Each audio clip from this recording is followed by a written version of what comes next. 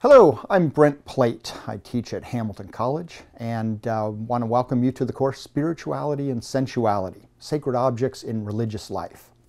Over the next several weeks, I'll look forward to getting to know you and perhaps some of the sacred objects that you've come to encounter in your life. For today, as a way to introduce myself and some of the ideas of this class, I want to do a little show and tell you about myself through an object. This is an old camera, relatively speaking. This is the Minolta 110 Zoom SLR. Came out in 1976, and I was 10 years old at the time.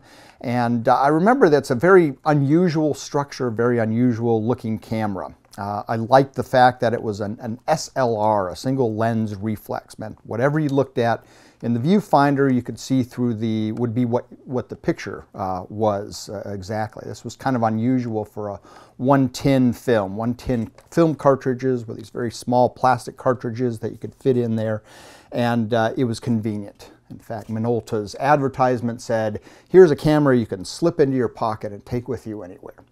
Little did they know the ways cameras would evolve over the ages. But this camera, even at a young age, I saved up my money for this, and I sent away to one of the big audiovisual places in New York City to buy this camera when I was young. Just probably by the time I bought it, I think I was probably 12 years old at the time.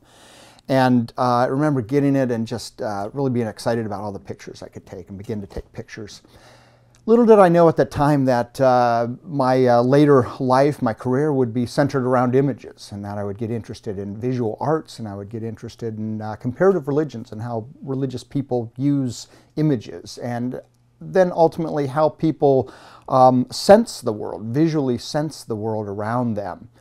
This led ultimately to the other senses, and thinking about the way the senses create our religious structures. And in a sense, this is what this class is going to be all about. It's about the objects that we have. This is an object, but it also tells me about the ways of seeing and ways of sensing and ways of constructing the world around us visually.